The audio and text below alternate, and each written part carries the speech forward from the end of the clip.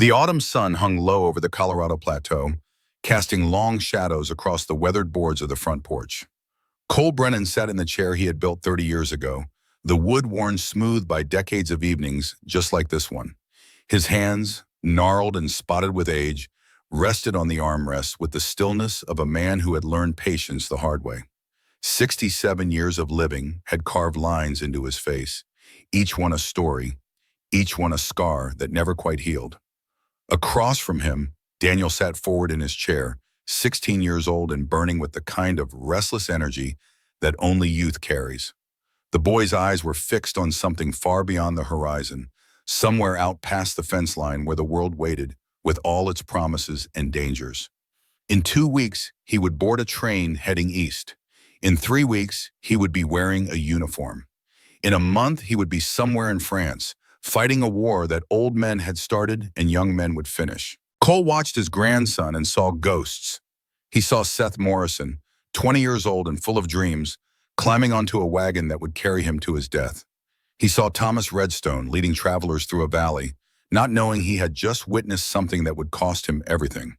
He saw himself at 32, riding alone through Nevada with nothing but guilt and a loaded rifle for company.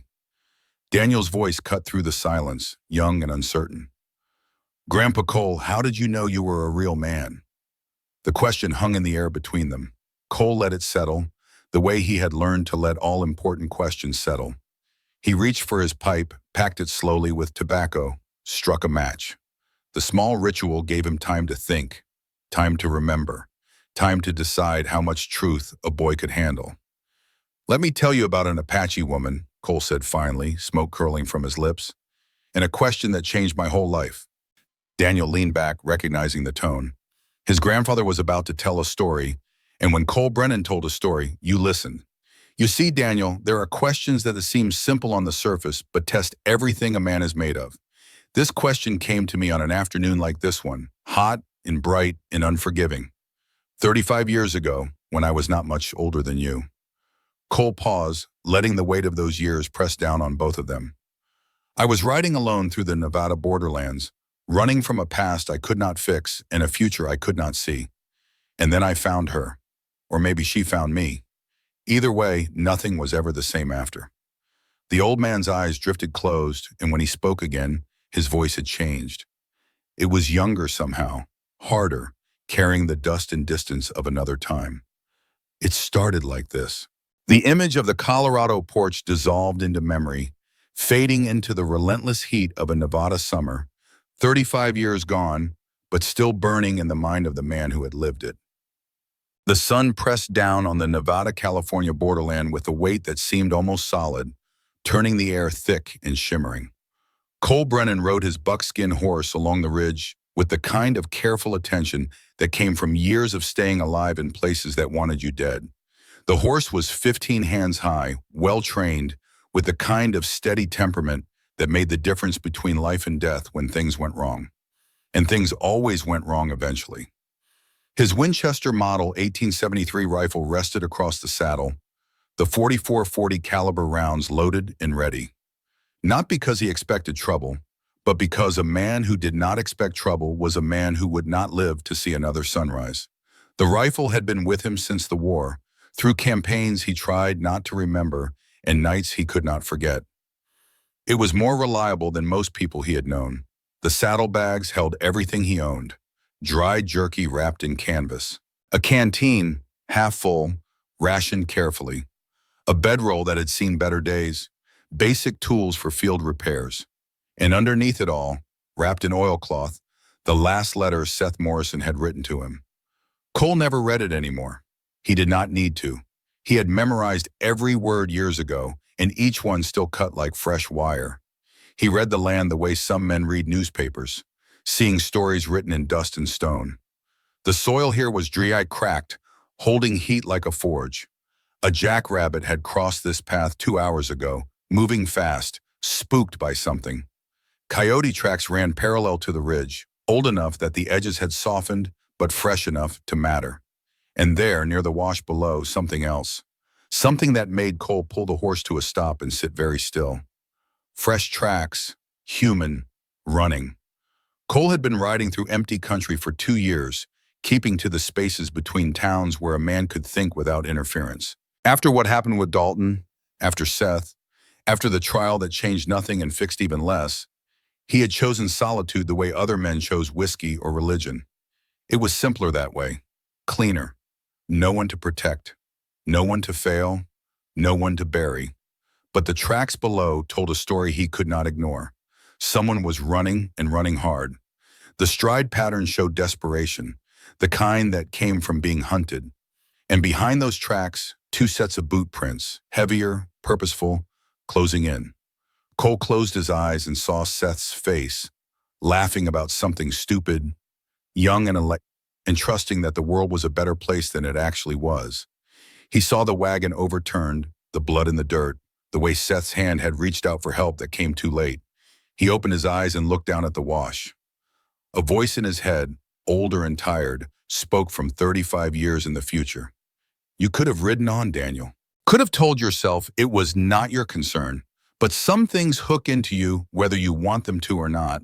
And I did not know it yet, but down in that wash was the woman who would teach me what it meant to be worth saving. Cole touched the horse's flanks and started down the ridge. The wash opened up before him like a wound in the earth, shallow and wide, lined with sagebrush and scattered rock. The late afternoon light hit it at an angle that made every shadow sharp and every movement visible. And there, pressed against the far bank, was a woman. She was Apache, or part Apache, with the kind of features that spoke of mixed heritage and complicated history. Her deerskin dress had been beautiful once, worked with careful hands and traditional patterns, but now it was torn across the chest, the fabric gaping to reveal her collarbone and the curve of her breasts. She held one arm across herself, trying to cover the exposure, but exhaustion made even that simple gesture difficult. Her skin was dark from sun and heritage both, marked with scratches from running through brush, bruised on the shoulder where someone had struck her hard enough to leave a hand-shaped shadow. Her lips were cracked and bleeding from dehydration. Her hair, black and thick, had come loose from its braid and hung in tangles around her face. Her eyes were the color of creek water, lighter than her skin, and they held a combination of fear and defiance that made Cole's chest tighten. She had been running for days, maybe longer, running until her body had nothing left but will, and even that was running out. Cole did not move. He sat on his horse 50 yards away, hands visible on the saddle horn, rifle slung across his back where she could see it, but also see that he was not reaching for it. He had learned in the war that the first move a man made told you everything about his intentions. Fast moves meant violence. Slow moves meant maybe, just maybe, you could talk your way through. The woman stared at him with the kind of intensity that came from calculating survival. Her chest rose and fell with ragged breaths. Her legs trembled, barely holding her upright. She had nowhere to run, no weapons, no strength left for another fight. And she knew it. Cole studied her the way he studied terrain, reading the signs. The tear in the dress was fresh, maybe a day old. Soyim. The bruises on her arms were at different stages of healing, meaning multiple encounters, multiple escapes. The scrapes on her feet showed she had lost her shoes somewhere back in the miles. And her eyes, despite the exhaustion, despite the fear, had not given up. He made his decision without fully understanding why. Cole swung his leg over the saddle and dropped to the ground with slow, deliberate movements.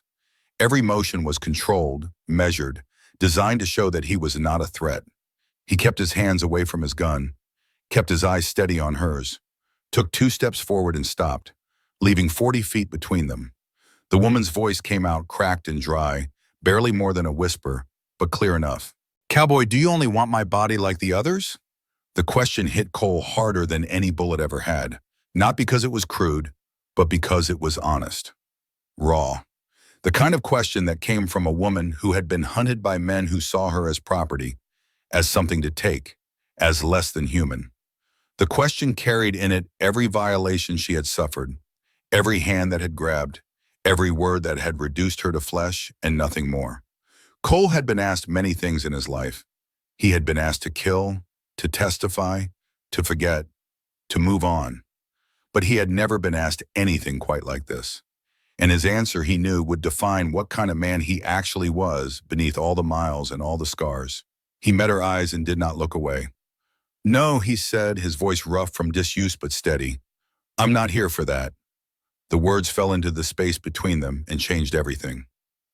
The woman searched his face the way a card player searches for tells, looking for the lie, looking for the crack in the mask that would reveal his true intentions. Cole stood still and let her look. He knew what she would see. A man in his early 30s, weathered by sun and work, with a scar that ran from his left temple to his jaw, courtesy of a Confederate bayonet at Antietam. Eyes that had seen too much. A stance that spoke of military training, the kind of readiness that never quite left a soldier even years after the fighting stopped. Hands that were calloused from labor, scarred from violence, but currently empty and unthreatening. She was trying to decide if she could trust him. Cole understood that calculation. He had made it himself 100 times. Trust was the most expensive currency on the frontier, and once you spent it wrong, you never got it back. "Someone is following you," Cole said, keeping his voice level. Not a question. A statement of fact based on the tracks he had seen. The woman nodded once, the movement small and careful. "Two men, armed. How long have they been chasing you?" 3 days. Her voice was stronger now, finding some reserve she had kept hidden. "Maybe longer. Time stops meaning much when you are running." Cole looked past her, scanning the wash for signs. He saw them immediately. Boot prints, fresher than hers, coming from the east. 2 different sets, both male, both carrying weight that suggested weapons and supplies. They were tracking her methodically, not rushing, confident they would catch her eventually. And they were close. "They will reach this wash before dark," Cole said. The woman's knees buckled slightly before she caught herself. The information was not new to her, but hearing it confirmed seemed to steal whatever small hope she had been holding on to. "I do not know where to go." The admission cost her something. Pride, maybe. The illusion of control. Illusion of, "I have been running since they killed my husband." Cole's jaw tightened. The story was starting to fill in, and it was the same story he had seen too many times. Raiders, outlaws, men who took what they wanted and killed anyone who objected. The war had ended 15 years ago, but it had left the West full of men who had learned violence and never learned anything else. "You should not be out in the open," Cole said. "There's a line shack up on the ridge, abandoned, but the structure is sound. You could hide there." The woman's eyes narrowed. "Why would you help me?" It was a fair question. Cole thought about Seth, about the wagon, about arriving too late. He thought about Dalton's gang riding away, laughing, leaving a boy bleeding in the dirt. He thought about 2 years of riding alone, trying to outrun guilt that followed like a shadow. "Because you are running out of time," he said simply. She stared at him, and Cole saw the war happening behind her eyes. Trust versus despair. Risk versus certain death. The devil you know versus the devil you might be able to survive.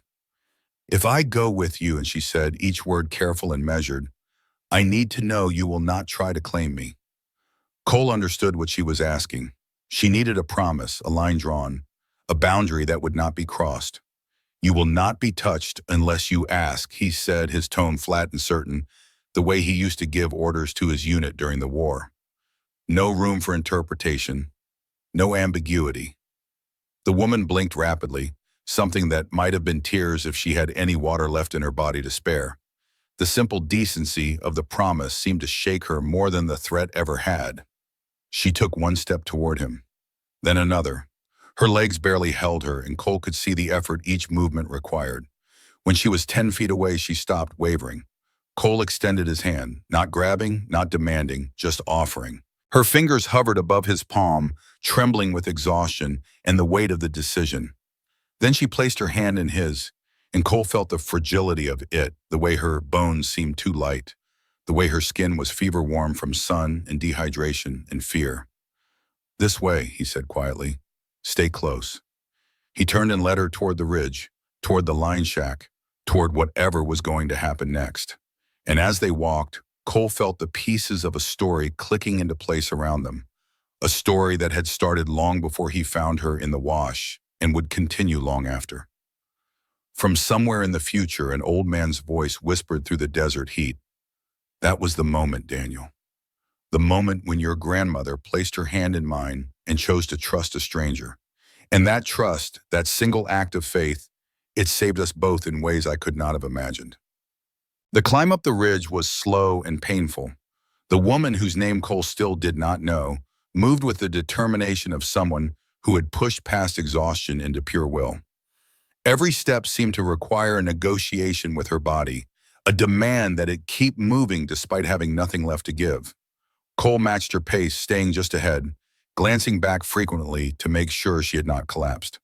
The line shack appeared gradually as they crested the ridge, tucked against a cluster of boulders that provided natural wind protection. It was a simple structure, built from pine logs chinked with mud, maybe 12 feet by 14 feet. The roof was sod, partially sunken in places, but still intact enough to keep out most weather. A single window, unglassed, looked out toward the valley. The door hung slightly crooked on leather hinges, but would still close. Cole had passed this shack twice before in his wanderings and had marked it in his mental map of useful places. Remote enough that most people did not know it existed. Defensible if it came to that, and right now it was the best option they had. He pushed the door open and stepped inside first, scanning quickly. Dust coated everything in a thick layer, undisturbed for months. A crude cot frame leaned against one wall, the rope webbing intact. A small pot-bellied stove sat in the corner, its flue pipe rising through a hole in the roof.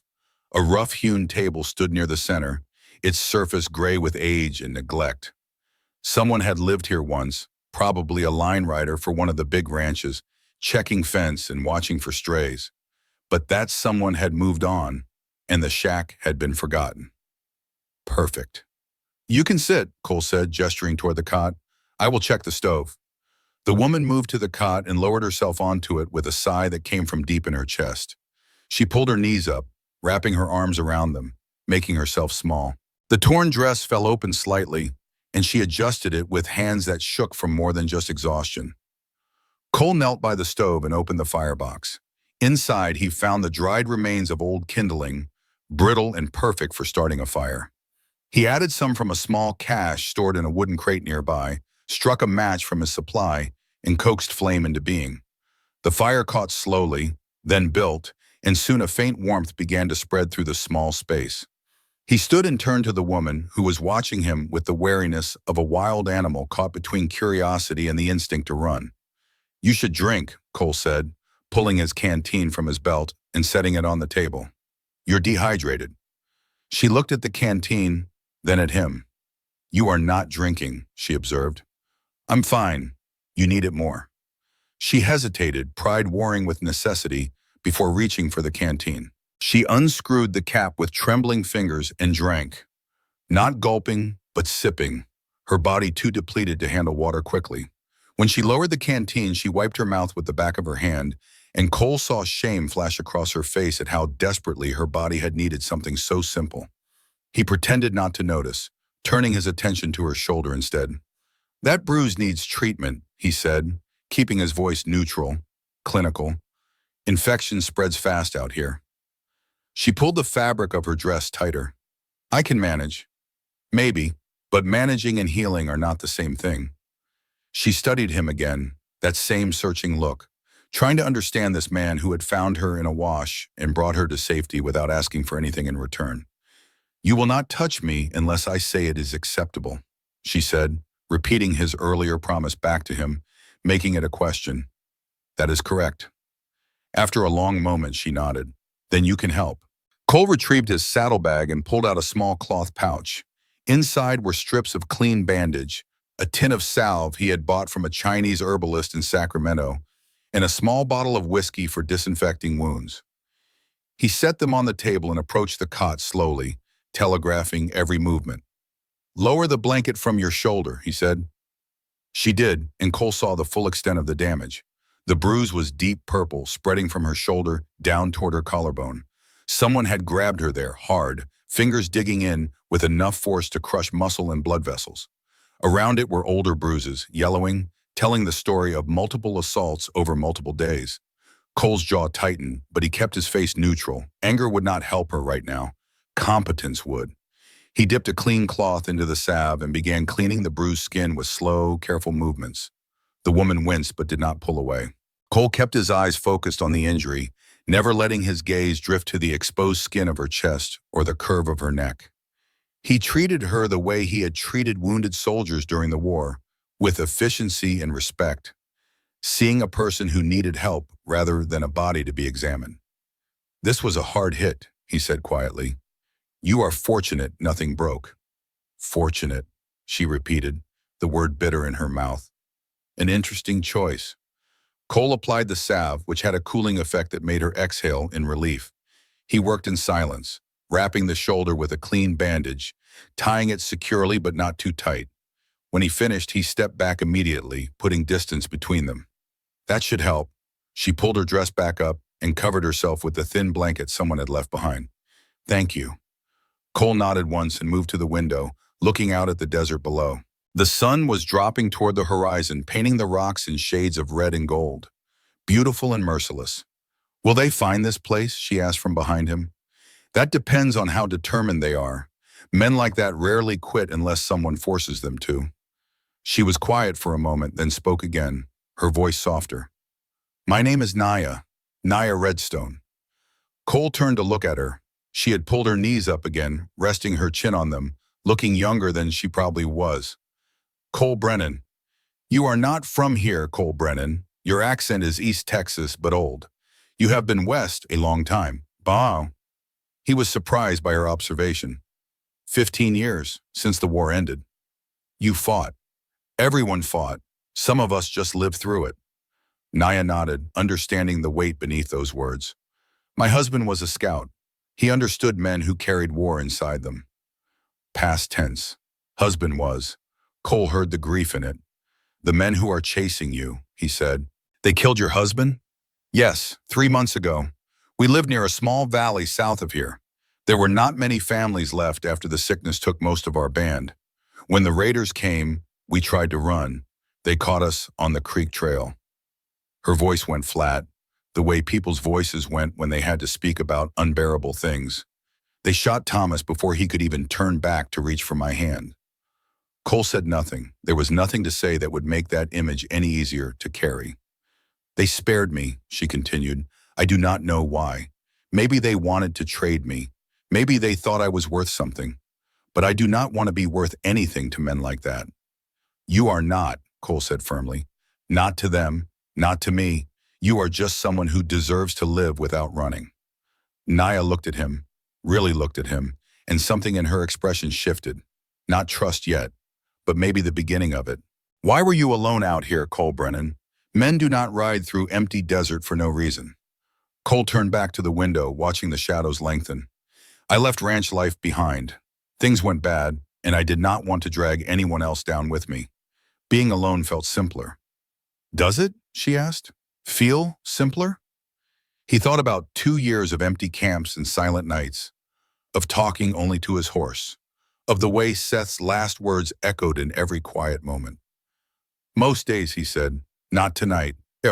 Night came to the ridge with the kind of darkness that only existed far from towns and firelight. Cole stood by the window, rifle in hand, watching the land below for any sign of movement. The desert at night was full of sounds if you knew how to listen.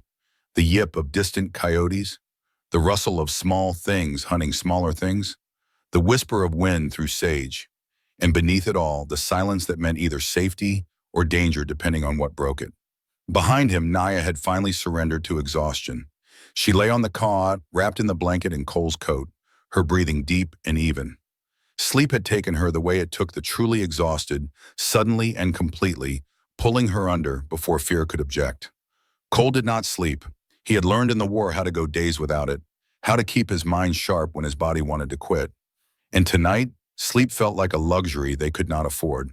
He thought about the tracks he had seen, tried to calculate how far behind the two men might be. If they were tracking at night, they could be here in hours.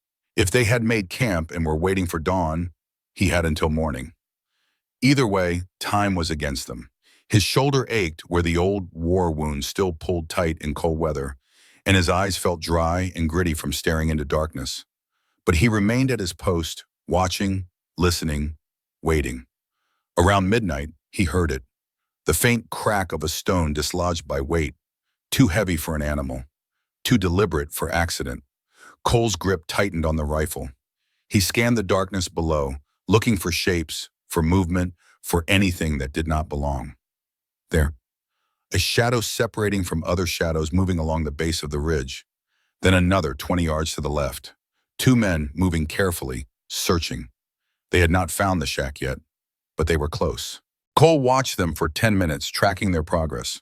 They moved like hunters, spreading out to cover more ground, checking likely hiding spots. Professional, experienced. The kind of men who had done this before.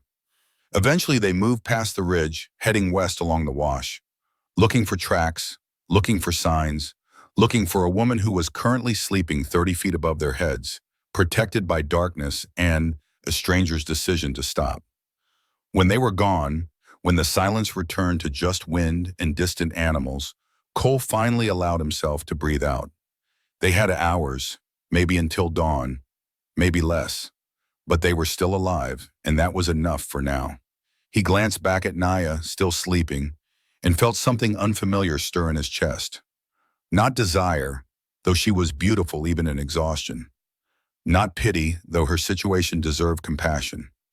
Something else. Something like the feeling he had when he looked at Seth and saw potential for someone to become something better than the world they were born into. Purpose, maybe. The sense that for the first time in 2 years, his presence in a place actually mattered. He turned back to the window and settled in for the rest of the night. Dawn broke slowly over the ridge, gray light bleeding into the sky before the sun itself appeared. Cole had not moved from his position, his body stiff and aching, but his mind still sharp from the night's vigil. The desert below emerged from darkness in gradual layers, revealing terrain he had already memorized in shadow. Behind him, he heard Naya stir, the creak of the cot frame as she shifted, then a small gasp as consciousness brought back all the fears sleep had briefly suspended. "You are still here," she said, her voice rough from sleep. "I said I would not leave." She sat up, pushing hair from her face, and looked at him properly for the first time in full light. Cole could feel her assessment, see her taking in the fact that he had stood watch all night, that his rifle was ready, that he had meant what he said. "You did not sleep at all," she observed. "Was not the time."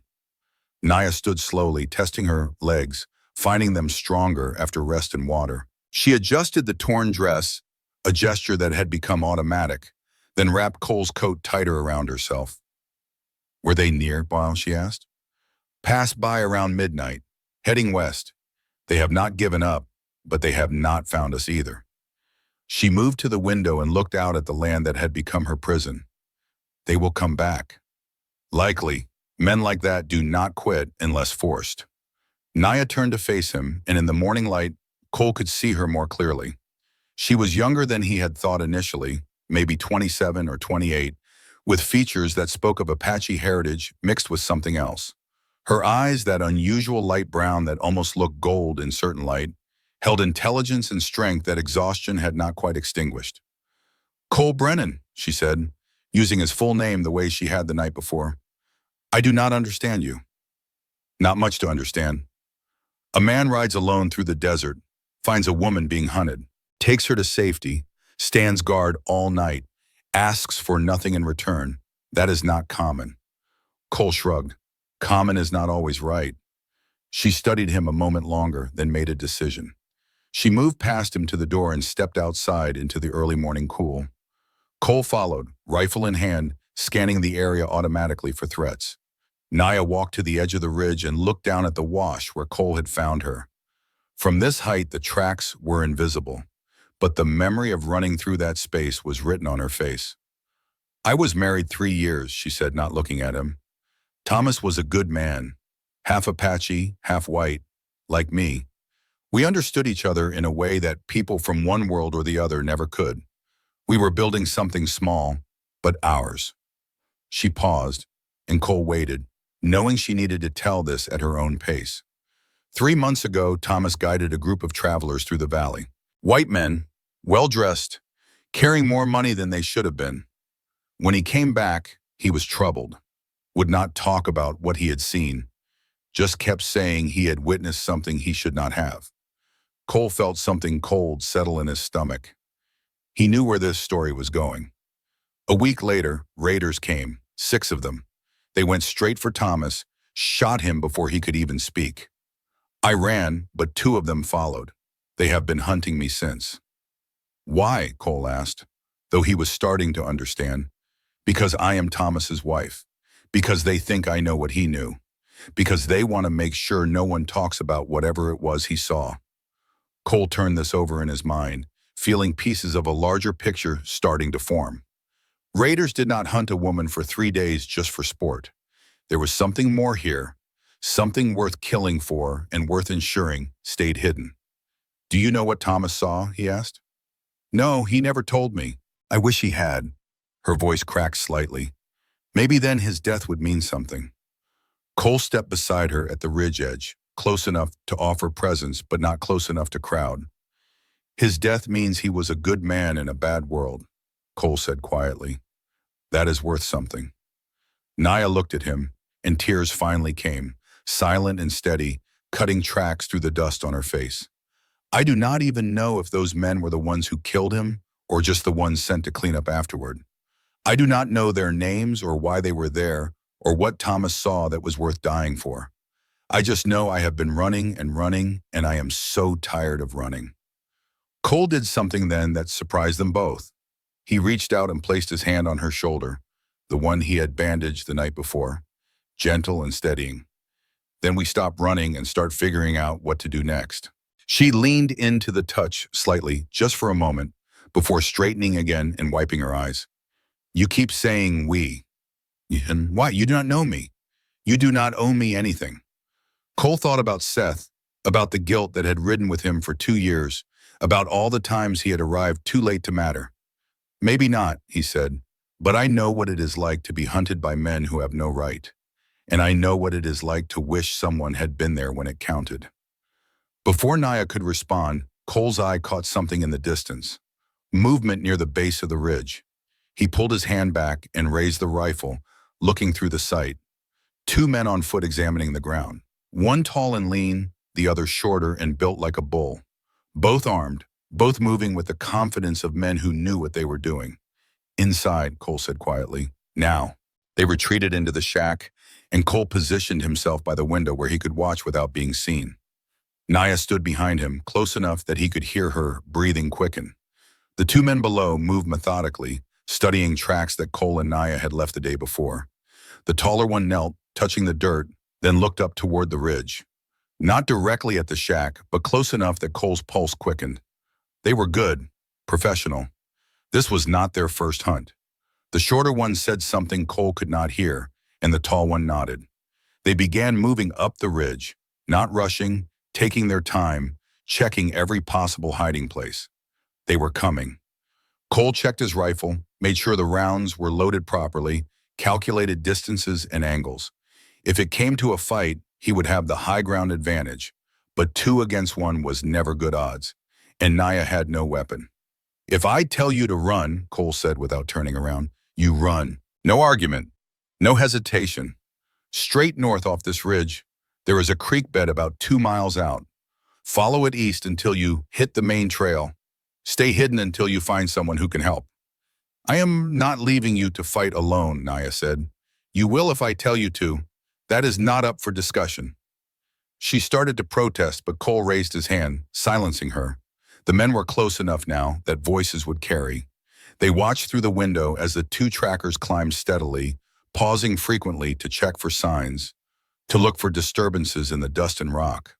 The tall one moved like a cat, balanced and careful. The shorter one was more aggressive, pushing harder, breathing heavier. 30 yards away. 20. Cole's finger rested on the trigger. Ready, but not committed. 15 yards. And then the tall one stopped. He looked directly at the shack, and even from this distance, Cole could see the recognition in his posture. He had found them. The man turned to his partner and spoke. The shorter one grinned and pulled his revolver. Cole stepped away from the window and turned to Naya. Whatever happens, stay behind me. Do not step into the line of fire, understand? She nodded, fear bright in her eyes, but no panic. She had been through too much to panic now. Cole moved to the door, opened it slowly, and stepped outside with his rifle raised. The two men stopped climbing, hands going to their weapons, but not drawing yet. Standoff. That is far enough, Cole called down to them, his voice carrying clearly in the morning air. The tall one smiled, a cold expression that never reached his eyes. Well now, he said, his voice smooth and educated, wrong for his appearance. You must be the fellow who picked up our lost property. She is not property, and she is not yours. See, friend, that is where you are wrong. The lady has something that belongs to our employer, and we have been hired to retrieve it, along with her. She does not have anything. You sure about that? Because from where I stand, she has information. And information is the most valuable thing out here. Cole kept the rifle steady, aimed at the tall man's chest. Turn around and ride out. This does not have to end badly. The shorter man laughed, a harsh bark of sound. Tough talk for one man. One man with high ground and a Winchester. The tall man held up his hands in a placating gesture. No need for violence, we are just doing a job. You hand over the woman, we ride out, nobody gets hurt. Not happening. The smile faded from the tall man's face, replaced by something harder. You know who we work for? Do not care. You should. Name is Dalton. Silas Dalton. Maybe you heard of him. Cole felt the world tilt slightly. The name hit him like a physical blow, dragging up memories he had spent 2 years trying to bury. Silas Dalton, his former partner. The man whose greed had destroyed everything. The man whose gang had killed Seth. I know who Dalton is, Cole said, his voice gone flat and dangerous. The tall man's eyebrows rose. Do you now? Then you know it is a real bad idea to get between him and what he wants. Dalton can go to hell. Strong words. What is your name, friend, so I can tell the boss who to put on the list? Cole met the man's eyes and made a decision that would change everything. Cole Brennan. And you can tell Dalton I said if he wants her, he will have to go through me first. Same as everything else he ever tried to take. The reaction was immediate. The tall man's face went white, then red. The shorter one actually took a step back. You are Brennan, the tall one said, voice sharp with surprise. The Brennan who testified against Dalton in '78? That would be me. Well, hell, the shorter one muttered. Boss is going to lose his mind. The tall man recovered quickly, but Cole could see his mind working, recalculating, understanding that this had just become personal in a way that went beyond a simple retrieval job. Brennan, the tall man said slowly, Dalton has been looking for you for 2 years, and now here you are, protecting the exact woman we are supposed to bring in. That is either the best luck or the worst luck I have ever seen. Depends on perspective. It does at that. The tall man settled his hand on his gun. So how do you want to play this? You going to shoot us both? Because I got to tell you, even if you drop me, my partner here is fast, real fast. And that woman behind you, she will get caught in the crossfire. Cole's mind raced through options. The man was right. Even with the advantage of position, a gunfight here would be messy and dangerous. Naya could be hit. He could be hit. And even if he won, more would come. Dalton would make sure of that. He needed time. Time to think, to plan, to figure out how his past and Naya's present had just crashed together in the worst possible way. You go back and tell Dalton you found me, Cole said. Tell him I am not running anymore. And tell him the woman is under my protection now. He is not going to like that. Do not care what he likes. The tall man considered this, then nodded slowly. Fair enough, we will deliver the message. But you should know, Brennan, Dalton is not the man you remember. He has gotten powerful, connected, and he has a real long memory for people who crossed him. So do I. The two men backed down the ridge slowly, keeping their eyes on Cole until they were out of rifle range. Then they turned and headed toward where their horses must be waiting, moving fast now, eager to deliver news that would set everything in motion. Cole watched them until they disappeared from view, then lowered the rifle and turned to find Naya standing in the doorway, her face pale. Silas Dalton, she said. The men who killed Thomas work for Silas Dalton. Appears so. And this Dalton, he is your enemy. Yes. Because you testified against him. Yes, she processed this, putting pieces together. So now we are not just running from men who killed my husband. We are running from your past as well. Cole looked at her, at this woman who had already been through too much, who had just found out that her problems had gotten exponentially worse because she had placed her trust in him. I am sorry, he said. If I had known, I would have. Would have what? She interrupted. Left me in that wash to die? Ridden past and let them take me? No, but I would have told you what you were getting into. Naya stepped closer to him, and despite everything, despite the fear and the new danger, her eyes were clear and steady. Cole Brennan, you asked me a question in that wash. You asked if I would come with you to safety, and I said yes. That decision was mine. What comes after is mine too. This is different. This is Dalton. You do not know what he is capable of. Then tell me. So he did, standing there on the ridge with the morning sun climbing higher and danger closing in from all sides. Cole told her about Silas Dalton, about Seth Morrison, about 2 years of guilt and running and trying to forget. And Naya listened and understood and did not run. And somewhere in that telling, Cole realized that the question she had asked him in the wash had an answer that went deeper than he had known. He did not want her body. He wanted something harder to name and more valuable. He wanted her survival. He wanted her trust.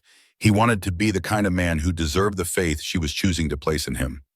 The sun rose higher, and below them, 2 men rode hard toward Silas Dalton, with news that would bring the past and present crashing together. Cole Brennan and Naya Redstone stood together on the ridge and made the decision that would define everything that came after. They would not run. Not anymore. They would fight. The decision to move north toward Carson City was not made lightly. Cole sat on a flat rock outside the line shack, his rifle across his knees, watching the desert shimmer under the late morning heat. Beside him, Naya wrapped his coat tighter around herself despite the warmth, seeking comfort in the weight of the fabric rather than protection from cold.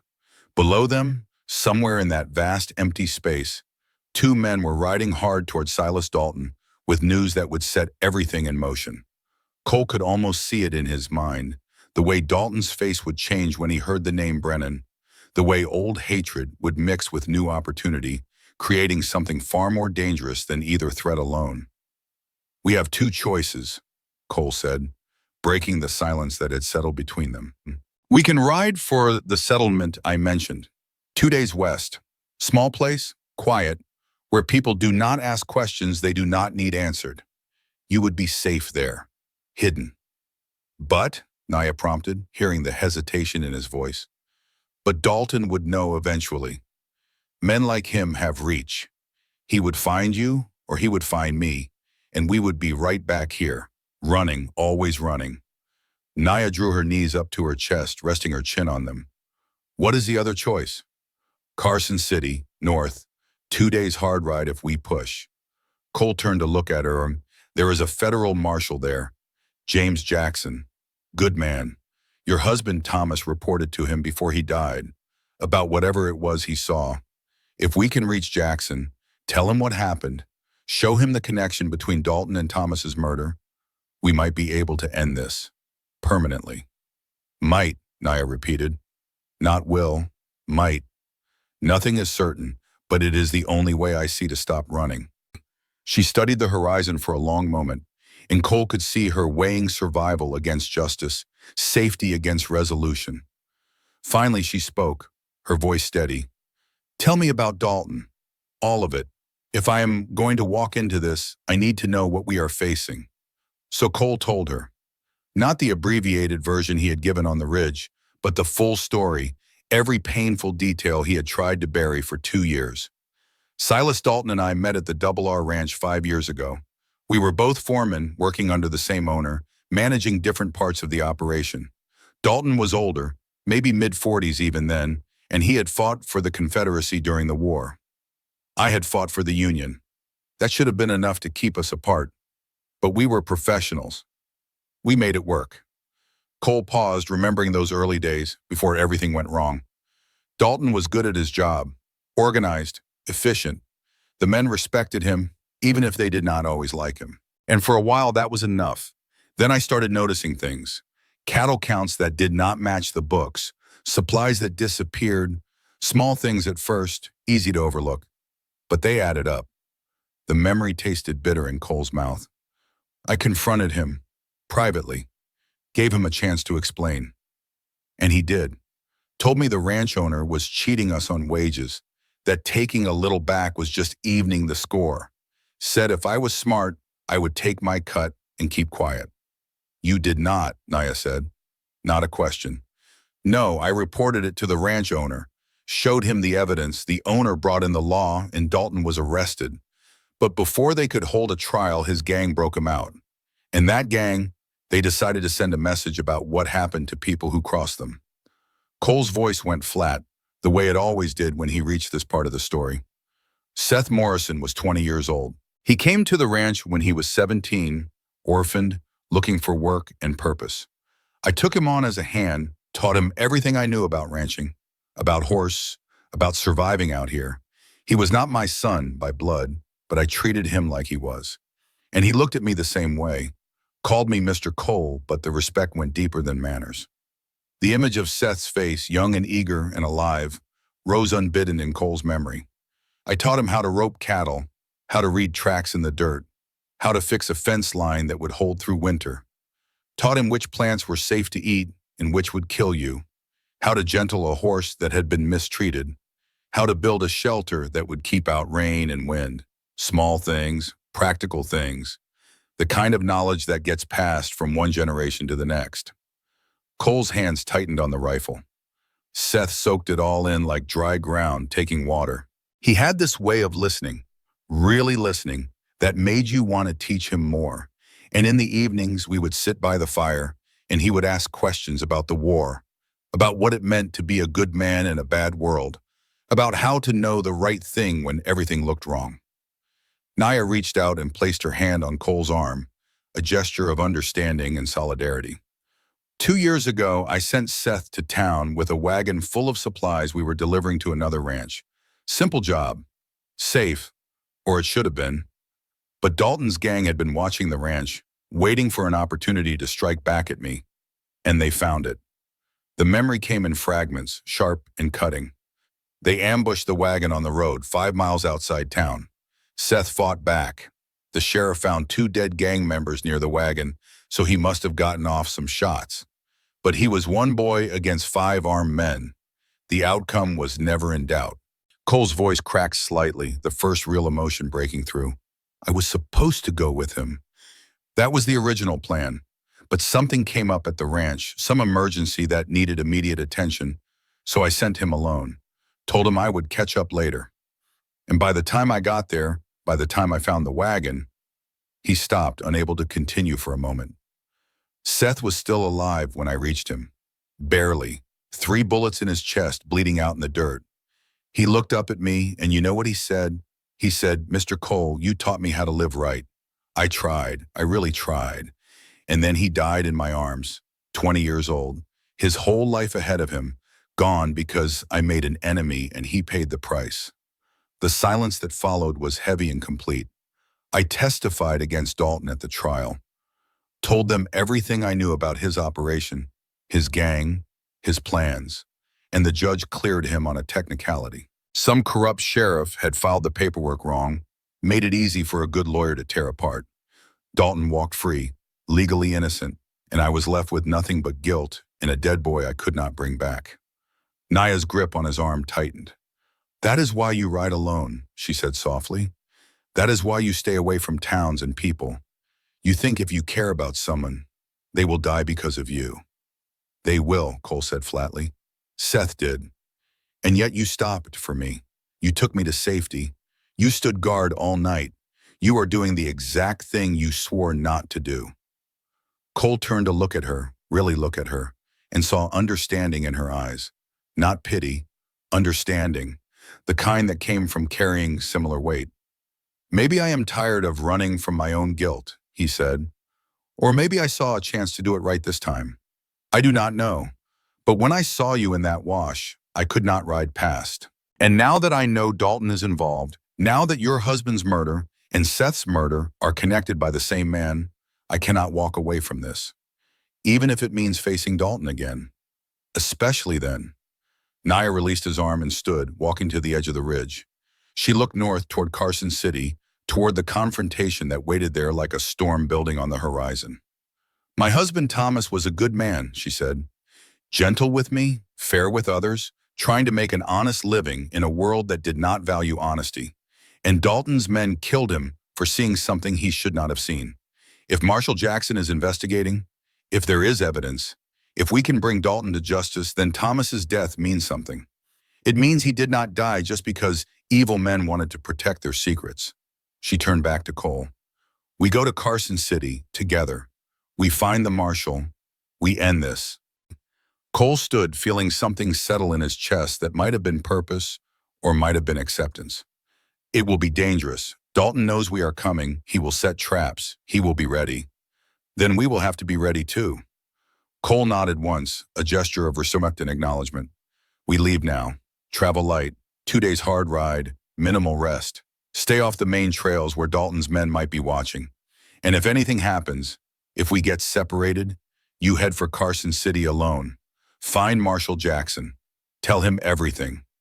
Nothing is going to happen, Naya said with a certainty that surprised him. How can you be sure? Because we are going to watch out for each other, the way Thomas and I should have been able to, the way you and Seth should have been able to. This time, we do not fail. They rode through the afternoon and into the evening, pushing hard across terrain that resisted every step. Cole had stolen one of the horses left behind by Dalton's men, a sturdy bay gelding that protested the new rider, but accepted the situation with professional resignation. Naya rode behind Cole on the buckskin, her arms wrapped around his waist for balance. Her body pressed close in a way that was necessary rather than intimate, but still created an awareness between them that neither acknowledged aloud. The land changed as they moved north. The flat desert gave way to rolling hills, then to broken country cut by ancient water that no longer flowed. Rock formations rose like monuments to forces beyond human understanding, shaped by wind and time into shapes that seemed almost deliberate. Cole navigated by memory and instinct, keeping to low ground when possible, using the landscape to hide their passage from anyone who might be watching. They spoke little during the ride. Words seemed unnecessary and wasteful of energy, better spent on survival. But the silence was not empty. It was filled with shared purpose, with the understanding that had formed between them over the past day and night, with the weight of their combined histories pressing them forward toward whatever waited in Carson City. As the sun began its descent toward the western horizon, painting the rocks in shades of gold and amber, they reached a narrow canyon that cut through a ridge like a knife wound. Cole pulled the horses to a stop and studied the passage carefully. This canyon leads to the Carson River, he said. We follow it north for about 5 miles. Then we will need to cross. The river runs fast this time of year. Snow melt from the mountains. It will be dangerous. Naya looked at the canyon entrance, dark and forbidding in the fading light. Can we cross at night? Too risky. We cross at first light. Camp here tonight. Rest the horses. Move out at dawn. They made camp in a sheltered spot where the canyon wall created a natural alcove, offering protection from wind and concealment from anyone passing on the ridge above. Cole built a small fire, just enough for warmth and to heat water, keeping the smoke low and dispersed. They ate sparingly from their limited supplies, dried meat and hardtack that required strong teeth and patience. As darkness settled and the stars emerged in impossible numbers, Naya spoke into the quiet. Tell me about the war. Cole looked at her across the fire, surprised by the request. Why? Because you carry it with you. I can see it in the way you scan the horizon, in the way you never fully relax, in the way you calculate distances and angles without thinking. You were a soldier. I want to understand what that means. Cole considered refusing. The war was not something he talked about, not with anyone. But Naya had shared her pain with him, had trusted him with her survival. Perhaps he owed her the same honesty. I enlisted in 1861, he began slowly. Union Army, 4th Infantry. I was 18 years old and convinced the war would be over in 6 months. Like everyone else, I thought it would be glorious, honorable, a chance to prove something. He poked at the fire with a stick, watching sparks rise toward the stars. The first battle I fought was at Bull Run, July 1861. Hot day, hotter than this desert. We marched out thinking we were going to teach the rebels a lesson, put them in their place, end the whole thing right there. Instead, we got slaughtered. Men I had trained with, eaten with, laughed with the night before, they died in the mud screaming for mothers who could not hear them. The rebellion did not end. It was just beginning. Naya listened without interrupting, her face illuminated by firelight. I fought for 4 years. Bull Run, Antietam, Gettysburg, a dozen smaller engagements whose names I have tried to forget. I learned how to kill men I had never met for reasons that stopped making sense after the first year. I learned how to sleep through artillery fire. I learned how to tell the difference between a wound that would heal and a wound that would kill. I learned that courage and cowardice look identical when the bullets start flying. His hand unconsciously went to the scar on his face. Got this at Antietam, Confederate soldier, close combat, his bayonet against my rifle. He was maybe 16 years old. I can still see his face, young, terrified, just trying to survive like everyone else. I killed him, and I have carried his face with me ever since. The war made you who you are, Naya said softly. The war destroyed who I was and left something else behind. I do not know if that is better or worse. I just know I cannot go back to who I was before, and I cannot escape who I became. They sat in silence for a while, the fire crackling between them. My grandmother used to say that some people are made by hardship and some are broken by it, Naya said. She said the difference was not in what happened to you, but in what you chose to do with what remained after. What did you choose? Cole asked. I chose to survive, to honor Thomas by living the life he wanted me to have, to not let the men who killed him steal my future along with his. That is a good choice. What about you, Cole Brennan? What did you choose? Cole looked up at the stars, at the shut indifference of the universe spread out above them. I chose guilt for a long time, wore it like a coat, let it define every decision, every direction. But maybe, he paused, searching for words that felt true, maybe finding you in that wash was a chance to choose something different, something that matters more than just surviving. Naya stood and walked around the fire to sit beside him, close enough that their shoulders touched. I asked you a question when we met, she said. I asked if you only wanted my body like the others. You said no. I believe you. But what do you want, Cole? He turned to look at her, at this woman who had been through hell and somehow emerged with her strength intact, at this person who had chosen to trust him when trust should have been impossible. I want you to live, he said simply. I want Thomas's death to mean something. I want Seth's death to mean something. And I want to be the kind of man who deserves to be sitting here with you, planning something better than just running. Naya reached up and touched his face, her fingers tracing the scar that ran from temple to jaw. You already are that man. And then she kissed him. It was not the desperate kiss of people seeking comfort in the face of death. It was something slower, more deliberate, more real. It tasted of smoke and desert dust, and the beginning of something that neither of them had expected to find. Cole responded carefully, one hand coming up to cup her face, feeling the warmth of her skin, the reality of her presence. When they broke apart, Naya rested her forehead against his. Whatever happens in Carson City, she whispered, I am glad I met you. So am I, Cole said, meaning it more than he had meant anything in years. They held each other as the fire burned low and the night deepened around them. Two people who had lost everything, finding something fragile and precious in the ruins.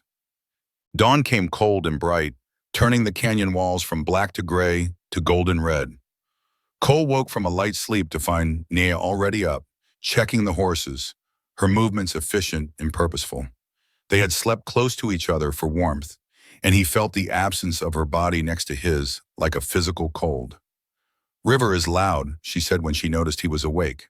We are close. They broke camp quickly, eating what little remained of their food, knowing they would need to resupply in Carson City if they made it that far. Cole checked his rifle one more time, a habit from the war that he could not break. Naya had fashioned a makeshift repair to her dress using strips of fabric torn from the hem, making it more secure if not more modest. The canyon narrowed as they rode, the walls pressing in until they could touch both sides if they reached out. The sound of rushing water grew louder, echoing off stone, a constant roar that made conversation impossible. Then the canyon opened suddenly, spilling them out onto the bank of the Carson River. Cole had crossed this river before years ago, but never when it ran this high. Spring snowmelt from the Sierra Nevada had turned it into a churning monster, gray, green, and white with foam, carrying branches and debris from upstream. The normal crossing point, marked by cairns on both banks, looked impossible. The water had to be 5 feet deep, maybe more, and moving fast enough to sweep a horse off its feet. "Can we go around?" Nia shouted over the roar of water. "Next ford is 8 hours north. Dalton will have men there by now." "So we cross here." Cole studied the river, calculating angles and depths, looking for the best line across. There, about 30 yards upstream, a gravel bar extended into the current, offering slightly shallower water. If they approach from an angle, use the bar to break the current's force, they might make it. Might. He explained his plan to Naya, shouting to be heard. She listened carefully, then nodded her understanding. "If you fall off," Cole said, "let go of the horse. Swim for the far bank. Do not try to fight the current. Use it. Angle across. I will be right behind you." "What if you fall off?" "Then you keep going. You get to Carson City. You find Marshall Jackson. You do not come back for me. Understand?" "Cole, promise me, Naya." She looked at him for a long moment, then nodded reluctantly. "I promise." They approached the river at the point Cole had chosen, the horses balking at the water's edge, sensing danger. Cole urged his buckskin forward, speaking to it in low, calm tones, feeling the animal's muscles bunch with fear and the desire to bolt. The first steps into the water were manageable, cold, but not deep, the bottom solid gravel that gave good footing. Then they were deeper, the water rising to the stirrups, then the saddle, the current pushing hard against the horse's side. The buckskin struggled to maintain balance, every step a negotiation between forward progress and the river's desire to sweep them downstream. Behind him, Cole heard Naya urging the bay gelding into the water. He glanced back, saw her gripping the saddle horn with white-knuckled hands, her face set with determination. They were halfway across when it happened. The bay gelding stepped on a rock that shifted beneath its weight, lost its footing, stumbled. Naya cried out, grabbing for the horse's mane, but the saddle was wet and her hand slipped. She fell sideways into the river and was swept away in an instant. Cole reacted without thought, kicking free of his stirrups, diving into the current after her. The cold hit him like a fist, stealing his breath, disorienting him. The river tumbled him over, dragging him down, then spitting him back to the surface. He caught a glimpse of Naya 20 feet ahead, her arms flailing, her head going under. He swam hard, using the current, angling toward her. His hand caught her arm, then lost it. Caught again. This time he held on, pulling her close, wrapping his arm around her chest from behind. They tumbled together down the river, bouncing off rocks, swallowing water, the world reduced to cold and chaos and the desperate need to find air. Cole's feet found purchase on something solid, a boulder or outcropping, and he used it to push them toward the far bank. His boots scraped gravel. Shallower water. He got his feet under him, dragging Naya with him, stumbling toward shore. They collapsed together in the mud, coughing up river water, shaking with cold and adrenaline. Cole rolled onto his side, looking at Naya. Her eyes were wide with shock, her lips blue, but she was breathing. "I thought I was going to die," she gasped. "I was not going to let that happen." You jumped in without hesitating. Cole pushed wet hair from his face, his whole body trembling. "I was not going to fail again. Not you, not like Seth." Naya reached out and grabbed his hand, squeezing it hard. "You did not fail, Seth. You were not there. That is different. Does not feel different. It should."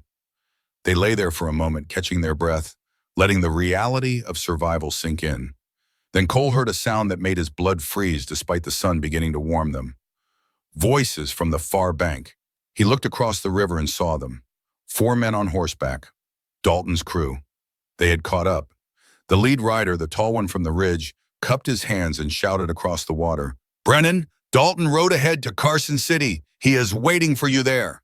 The words carried clearly over the river's roar, deliberate and taunting. "He knows you are coming. He knows what you are planning, and he is ready."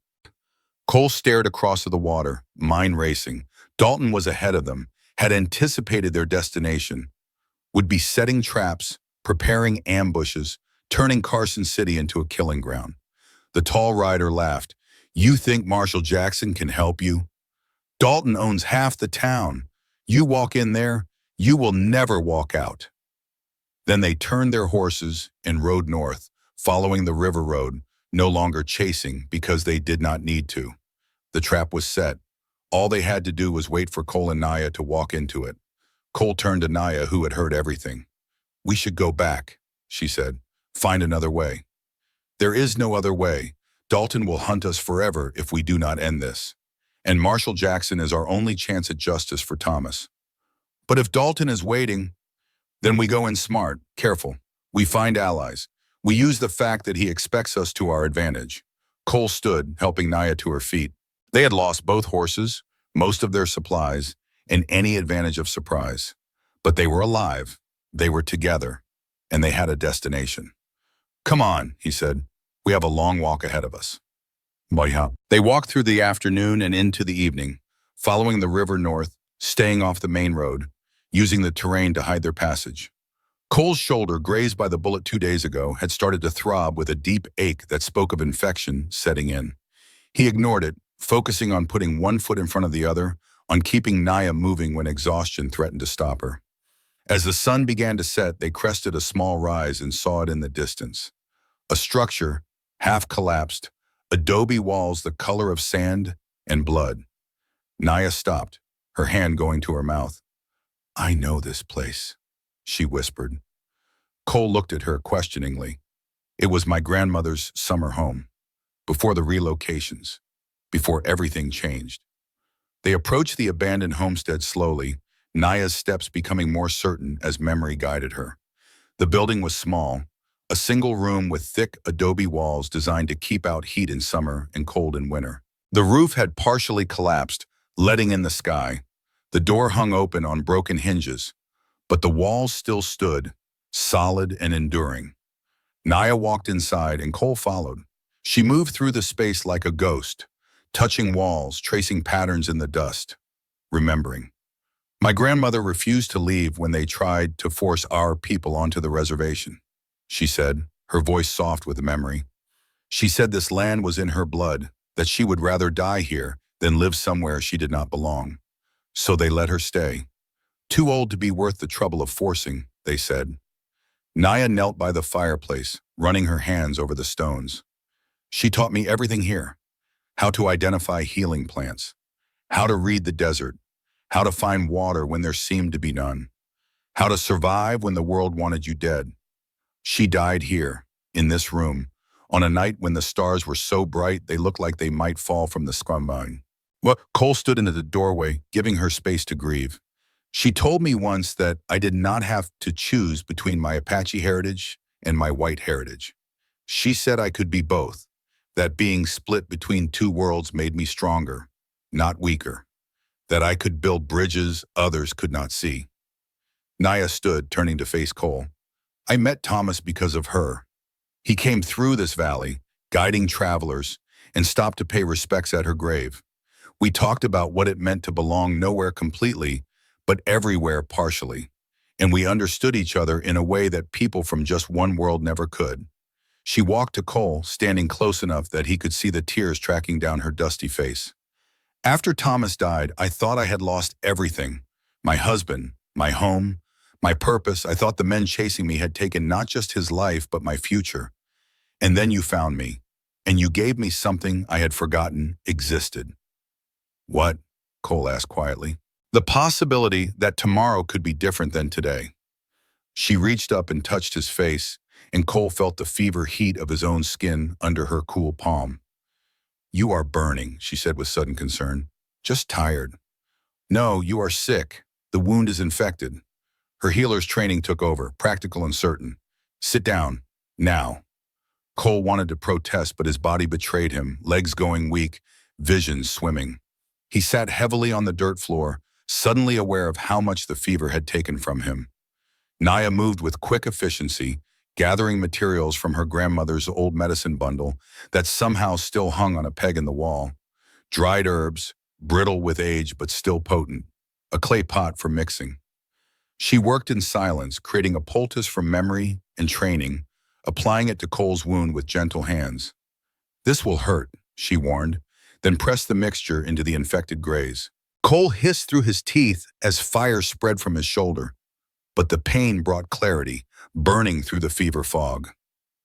"My grandmother used to say that pain was the body's way of demanding attention," Naya said, wrapping his shoulder with fabric torn from her underdress. "That ignoring it was foolish. That listening to it was wisdom." "What else did she say?" Naya smiled slightly, still working. "She said that the strongest warriors were not the ones who never fell, but the ones who got back up. She said that love was not weakness, but courage. That caring for another person was the bravest thing anyone could do because it meant risking loss." She finished the bandage and sat back, looking at him with an expression that mixed concern and something deeper. "Cole, I know what you are trying to do. You are trying to save me to make up for not saving Seth. But that is not how it works. Seth's death was not your fault, and saving me will not erase that guilt." "I know," Cole said, though he was not sure he believed it. "Do you? Because sometimes I think you are so busy trying to be the person you think you should have been that you cannot see who you actually are now."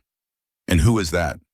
"A good man who has been through terrible things and still chose to stop when he saw someone who needed help. A man who stands watch all night. A man who jumped into a flooding river without hesitation. A man worth believing in." Cole looked at her, at this woman who had every reason to trust no one and yet had chosen to trust him, and felt something shift in his chest. Something like hope. Something like the possibility that maybe she was right. "Naya," he began, but she put her finger on his lips, silencing him. "Whatever you are going to say it later, after we survive, after we reach Carson City, after we end this. Because I want to hear it when we have a future to speak of. Not just a present we are trying to survive." Cole nodded, understanding. They sat together in the ruins of her grandmother's home as the sun set outside, painting the adobe walls in shades of amber and rose. And in that moment, despite the danger waiting ahead, despite the fever in Cole's blood and the hunters on their trail, something fragile and beautiful took root between them. Then a gunshot shattered the window, and the moment exploded into violence. The bullet punched through the glassless window and buried itself in the adobe wall 6 inches from Cole's head. He was moving before the sound finished echoing, grabbing Naya and pulling her down behind the thick wall, his rifle already in hand despite the fever making his movements feel slow and distant. "They found us," Naya whispered, stating the obvious. Cole risked a glance out the window and counted silhouettes against the darkening sky. 4 men spreading out to surround the homestead. Professional, careful, Dalton had sent his best. "Pike," a voice called from outside.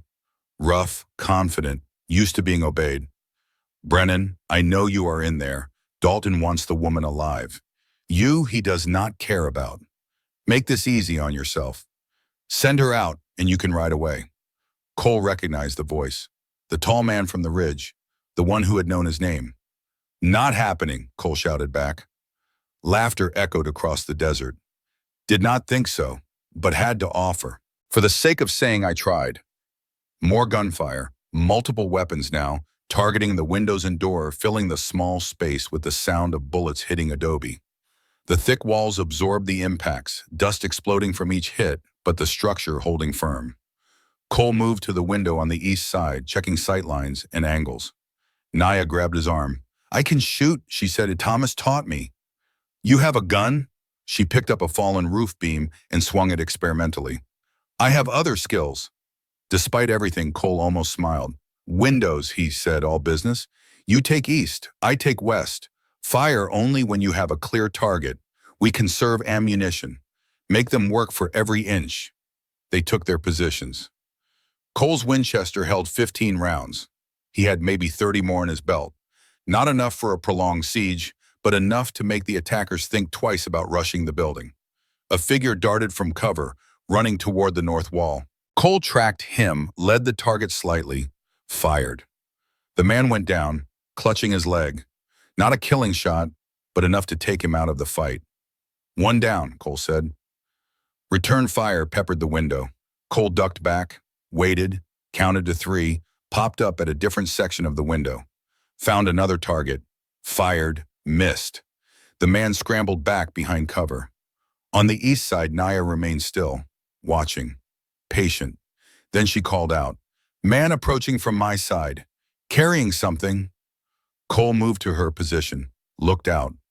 One of Dalton's men was running toward the building with what looked like a torch, planning to set the partially collapsed roof on fire and smoke them out.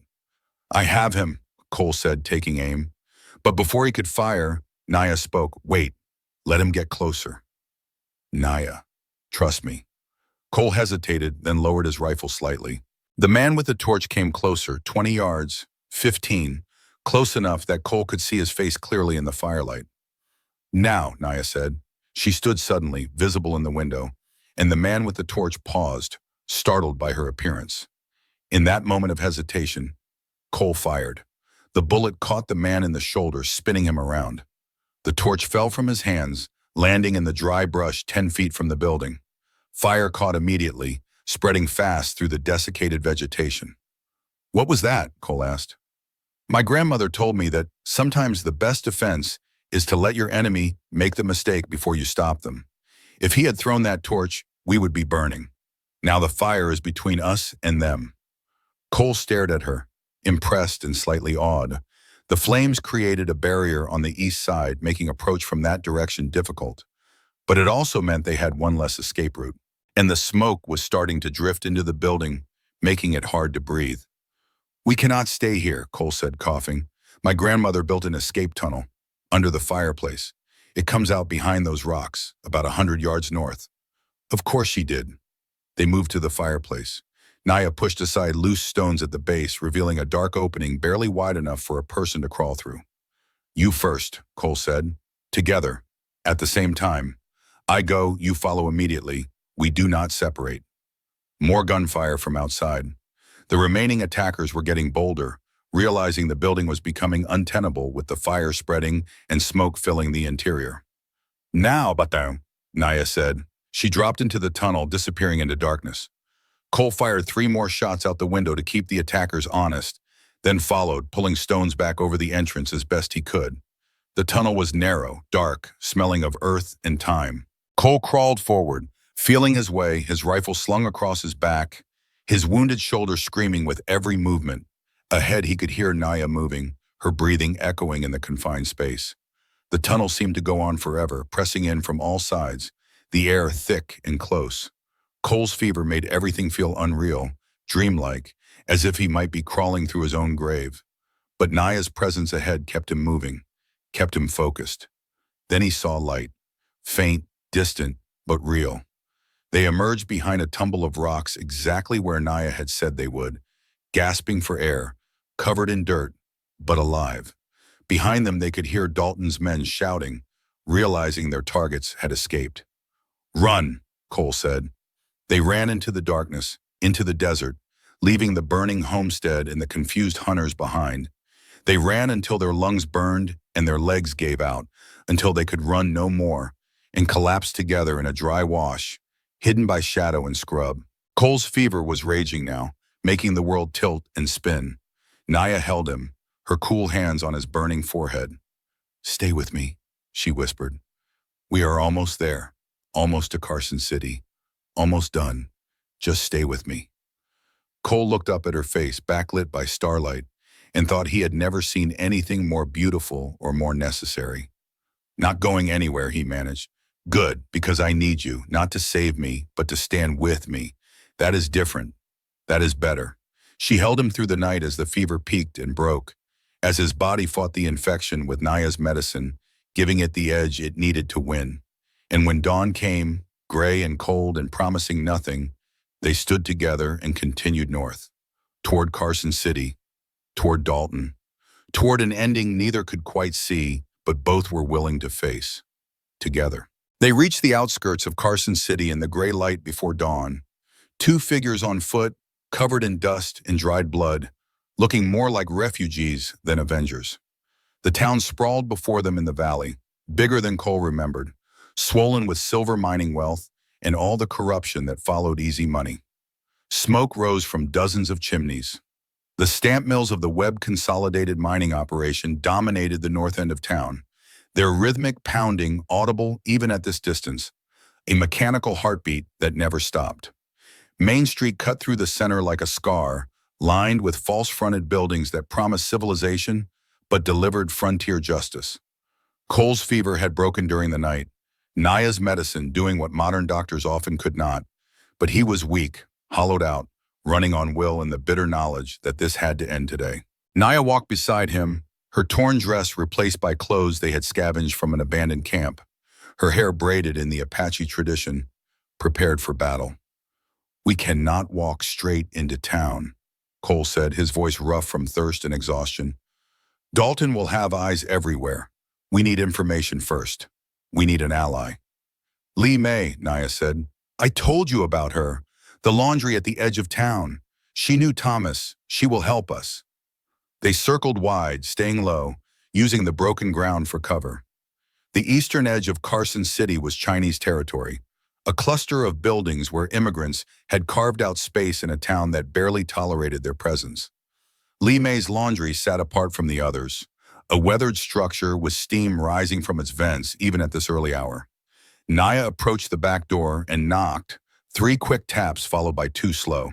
A code, apparently, because the door opened immediately to reveal a small woman in her 50s, her face lined with years of hard work and harder choices. "Naya Redstone," Lee May said in accented but perfect English, her eyes widening. "You are alive. They said you were dead." "Not yet," Naya replied.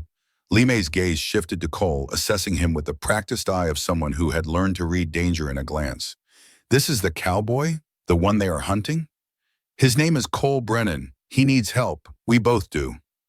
Lee May stepped back, gesturing them inside quickly. The interior of the laundry was thick with steam and the smell of lye soap, sheets hanging in rows like ghosts. She led them through to a back room, small and private, where she kept her living quarters. "Sit," she commanded, and they obeyed. "You look like death, both of you. When did you last eat?" "Yesterday, maybe the day before. Time gets confused." Lee May moved with efficient purpose, producing tea and rice, simple food but clean and hot. Cole and Naya ate in silence, feeling strength return with each bite, feeling human again after days of running. When they finished, Lee May sat across from them, her hands folded, her expression grave. "Men came asking about you 2 weeks ago," she said. "They offered money for information. $500. A fortune. They said you were criminals, thieves, that you had stolen from their employer." "What did you tell them?" Naya asked. "Nothing. I owe Thomas Redstone my life. 3 years ago, men tried to burn my laundry, said Chinese were not welcome in Carson City. Thomas stopped them, risked himself for me. I do not forget such things." She paused. "But you should know, the men who came, they were not lying about one thing. They work for powerful people, and powerful people in this town get what they want." "Silas Dalton," Cole said. Lee May's expression shifted, recognition and something like fear flickering across her face. "You know this name?" "He is an old enemy. We have unfinished business." "Then you are in great danger. Dalton arrived yesterday, met with Horace Webb at the Grand Hotel. Webb owns the silver mine, owns the mayor, owns half the deputies. Together they control Carson City. Marshall Jackson is the only honest law, and he is one man against an empire." Cole and Naya exchanged glances. The situation was even worse than they had imagined. "Is Marshall Jackson alive?" Cole asked. "Yes, staying at the Grand Hotel, room 12. He has been investigating the Webb-Dalton connection for weeks, ever since Thomas Redstone brought him information about stolen gold. But he has no proof, no witnesses, and everyone is too afraid to talk." "We have proof," Naya said.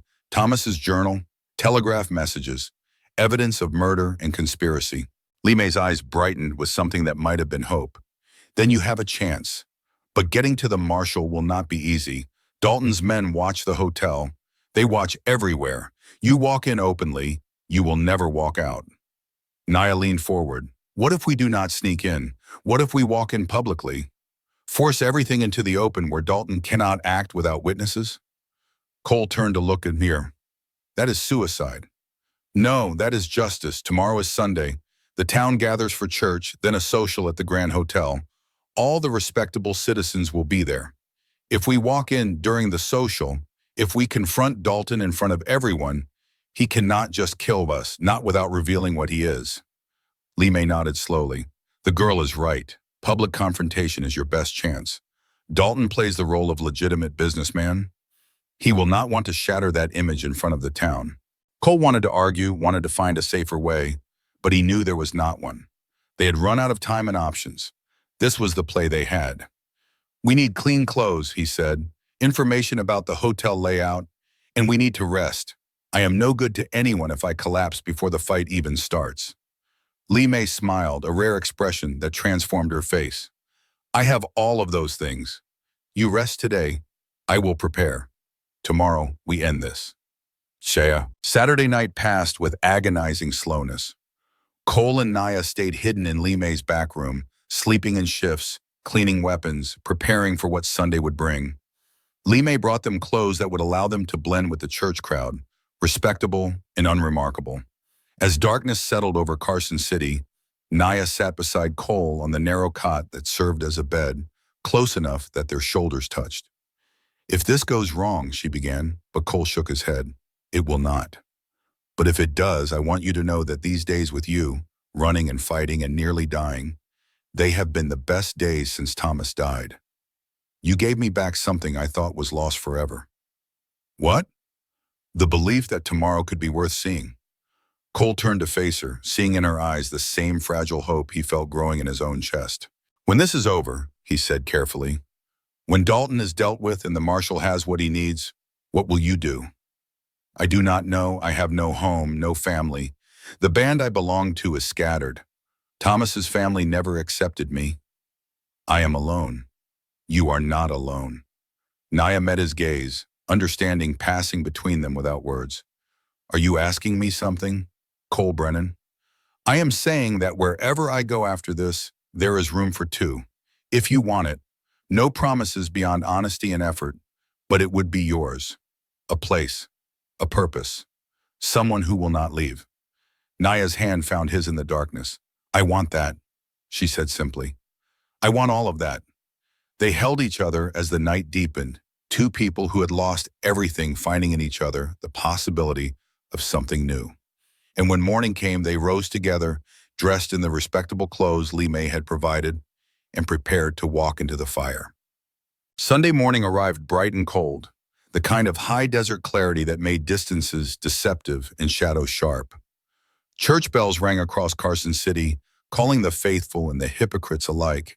And Cole thought about all the Sundays of his life, all the times he had sat in pews and listened to sermons about justice and mercy, and wondered if God was listening.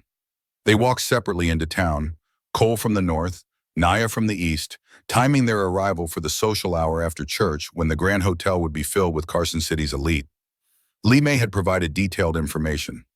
The hotel's main floor consisted of a large lobby and dining room, both spaces visible from the street through tall windows. Dalton would be there playing his role of successful businessman. Webb would be at his side, lending legitimacy. And somewhere in that crowd, Marshal Jackson would be watching, waiting for something he could act on. Cole reached into the Grand Hotel first, pausing across the street to study the building. 3 stories of Victorian excess, all gingerbread trim and false elegance. The finest establishment in a town built on stolen silver. Through the windows, he could see the Sunday crowd milling about, men in dark suits, women in elaborate dresses, the performance of civilization in a place that was still fundamentally wild. He checked his Colt revolver one last time, feeling the familiar weight of it, then crossed the street and entered the hotel. The lobby was exactly as Lee May had described. Red carpet, crystal chandelier, mahogany furniture that had been shipped from San Francisco at enormous expense. The air smelled of cigar smoke and expensive perfume, and the particular arrogance of money convinced of its own righteousness. Cole moved through the crowd toward the dining room, keeping his hat low, not drawing attention. Then he saw Dalton. Silas Dalton sat at a corner table, dressed in a fine suit that would have cost more than most men earned in a year. He was older than Cole remembered, pushing 50 now, his hair going gray at the temples, but still carrying himself with the military bearing that the war had burned into him. Beside him sat a fat man in his 60s who could only be Horace Webb, sweating despite the cool morning, his multiple chins wobbling as he laughed at something Dalton had said. Cole felt the old Hayward rise in his chest, familiar and bitter. This was the man who had killed Seth, the man who had killed Thomas Redstone, the man who had spent 2 years hunting Cole like an animal. And now he sat in luxury, playing gentleman, protected by money and corruption. Not for much longer. Cole positioned himself on the second-floor balcony, out of direct sight, but with a clear view of the dining room below, and waited. 15 minutes later, the doors opened and Naya walked in. Every conversation in the room stopped. Heads turned, an Apache woman, dressed respectably but still visibly other, walking into the Grand Hotel during the Sunday social, was enough to shatter the pretense of civilization like a rock through glass. Naya walked directly to Dalton's table, her head high, her movements deliberate and certain. Cole saw Dalton's face change, saw recognition and calculation flash across his features, saw his hand instinctively move toward where a gun would be before remembering he was playing businessman, not outlaw. Naya's voice carried clearly across the suddenly silent room. "Mr. Dalton, I believe you have been looking for me." Dalton recovered quickly, standing with false courtesy, a smile that never reached his eyes. "Ma'am, I believe there is some confusion. I do not know who you are. My name is Naya Redstone. My husband was Thomas Redstone, the man your people murdered 3 months ago." The room erupted in whispers. Webb tried to stand, his face going red, but Dalton held up a hand, silencing him. "That is quite an accusation," Dalton said smoothly. "Based on what evidence?" "Based on the evidence my husband gave to Marshal Jackson before he died. Based on the telegraph messages I recovered from your men. Based on the fact that you have been hunting me across Nevada to keep me from testifying." Marshal Jackson stood from a table near the back. Cole saw him for the first time, a tall man in his 50s, weathered but honest-faced, wearing his federal marshal's badge openly. "Mrs. Redstone," Jackson said, moving forward, "I have been looking for you. Your husband's report indicated knowledge of stolen Union Army gold. Can you corroborate his testimony?" "I can," Naya said, producing Thomas's journal from inside her dress. "And I have witnesses to multiple murders committed by men working for Silas Dalton." Dalton's mask cracked slightly, anger showing through. "Marshal, this woman is clearly disturbed. She and her accomplice have been fleeing justice for crimes committed in Nevada. I have documentation." "What accomplice?" Jackson asked, and Cole stepped out onto the balcony in full view of everyone below. "That would be me." 50 heads turned upward. Dalton's face went white, then red, pure hatred burning through whatever control he had maintained. "Cole Brennan," Dalton said, his voice shaking with barely contained rage. "I should have known." Cole descended the stairs slowly, his rifle in hand, but not raised, moving through the crowd that parted before him like water. "Hello, Silas. Been a while." Marshal Jackson looked between them, reading the history in their postures. "You two know each other?" "Know each other?" Dalton laughed, a harsh sound. "Brennan here destroyed my life, testified against me with lies, got me arrested, charged, humiliated, cost me everything I had built." "You were stealing," Cole said flatly. "Cattle rustling, intimidation, criminal enterprise." I reported the truth. Truth, your version. And it was all overturned. All of it. 3 months ago, a federal judge reviewed my case and cleared me of every charge. Corrupt sheriff, tainted evidence, false testimony. I am a free man, Brennan. Legally innocent. Everything you did to me was for nothing. The words hit Cole like a physical blow. He had known intellectually that Dalton had been cleared, but hearing it spoken aloud in front of witnesses made it real in a way it had not been before. "The charges were dropped," Cole said slowly, "but that does not mean you were innocent. In the eyes of the law, it means exactly that." Marshal Jackson stepped forward, his hand on his gun, but not drawing. "Mr. Brennan, is it true you testified against Mr. Dalton in a criminal trial?" "Yes." "And those charges were dismissed?" "Yes, but that has nothing to do with what happened to Seth Morrison or Thomas Redstone." or the dozen other people Dalton has killed to protect his operations. Dalton turned to the crowd, playing to them now, the wronged businessman defending his honor. You see what I have had to endure? This man, obsessed with revenge for imagined wrongs, has hunted me across 3 states, and now he brings this woman with her wild accusations, trying to destroy me again. Webb stood, adding his weight to Dalton's defense. Marshall Jackson, I can vouch for Mr. Dalton. He is a respected business associate. His mining interests are completely legitimate. Whatever this woman claims, it is clearly the product of grief and confusion. Jackson looked at Naya. Do you have proof of these accusations? Naya held up the journal and the telegraph messages. Thomas documented everything he saw, the gold cache location, the names of men involved, the Webb consolidated mining connection. It is all here. Dalton's composure finally shattered. He lunged for the journal, desperation overriding calculation. Give me that! Cole moved to intercept, and the Grand Hotel erupted into chaos. Bodies collided with the force of 2 years of hatred given physical form. Cole and Dalton crashed into a table, scattering dishes and glasses, rolling across the floor in a tangle of fists and fury. The crowd scattered, screaming, diving for cover as the veneer of civilization tore away to reveal the violence that had always lurked beneath. Dalton was older than Cole, but fighting with the desperation of a man who had everything to lose. He threw a punch that connected with Cole's jaw, snapping his head back, following it with a knee to the ribs that drove the air from Cole's lungs. But Cole had been fighting since he was 18 years old, had survived 4 years of war and 2 years of running, and he absorbed the punishment and gave it back double. They broke apart, circling, looking for openings. Around them, chaos continued.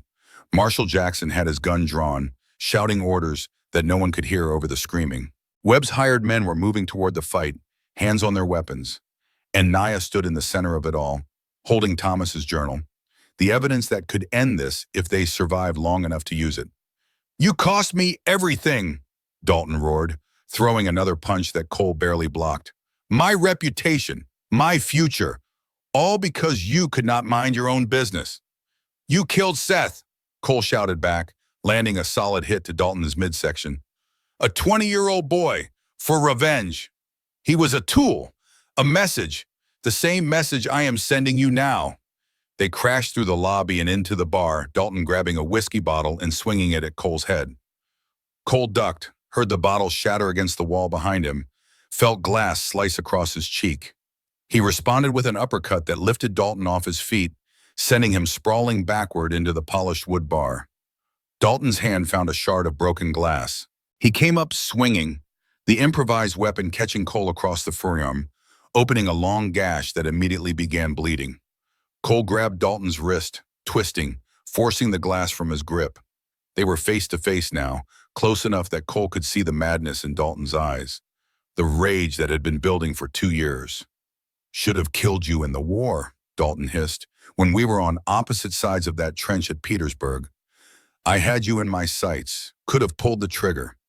But I thought he is a soldier like me, fighting for what he believes. I let you live. Biggest mistake I ever made. Second biggest, Cole said. First was touching Seth. He drove his forehead into Dalton's nose, heard the crunch of breaking bone, felt hot blood spray across both their faces. Dalton staggered backward, and Cole pressed the advantage, raining punches, each one carrying the weight of 2 years of guilt and anger and grief. But Dalton was not finished. He grabbed Cole in a wrestling hold, using his superior weight to drive them both to the ground.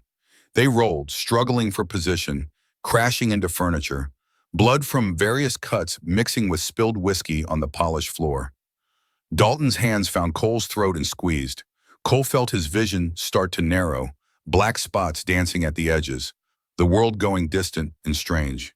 He clawed at Dalton's grip, but the man had the leverage, had the position, had the killing angle. I win, Brennan, Dalton gasped, his own face purple with effort. I always win.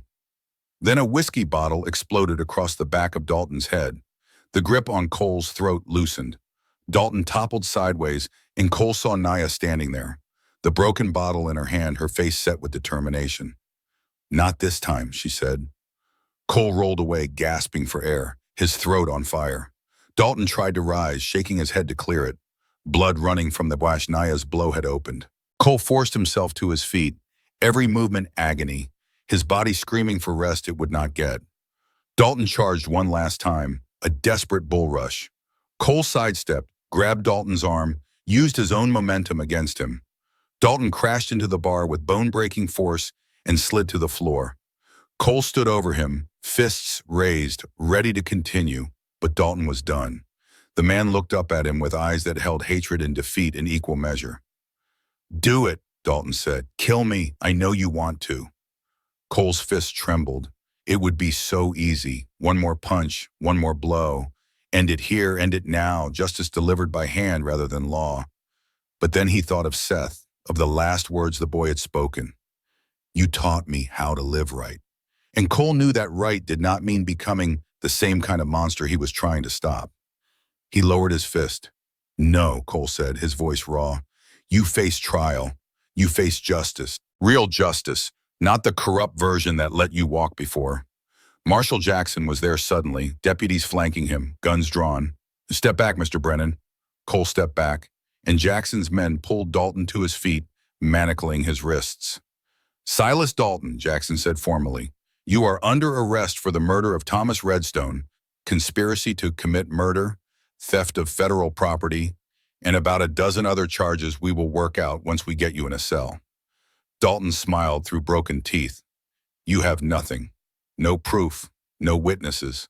The word of a grieving widow and a man with a vendetta. My lawyers will tear you apart." "Actually," a new boy just said, "you have me." Everyone turned to see a shorter, stockier man stepping forward from the crowd. Pike, the man who had chased them from the ridge, the man who had worked for Dalton. "My name is Pike Thornton," he said, looking at Marshal Jackson.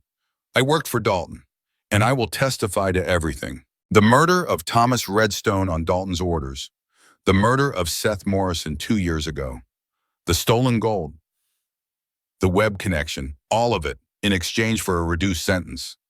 Dalton's face went from triumphant to horrified. "You traitorous bastard!" "No," Pike said quietly, "just tired of being on the wrong side." Marshal Jackson nodded to his deputies. "Take them both, Dalton to the federal lockup, Pike to a separate cell, and someone arrest Horace Webb before he tries to run." The deputies moved with efficient purpose. Dalton was dragged away, shouting threats and promises of revenge that rang hollow in the aftermath of defeat. Webb was caught trying to slip out the back door, his attempts at bribery falling on deaf ears. And the Sunday social crowd stood in shocked silence, watching their illusion of respectability crumble. Cole found Naya in the chaos, pulled her close, felt her solid and real and alive in his arms.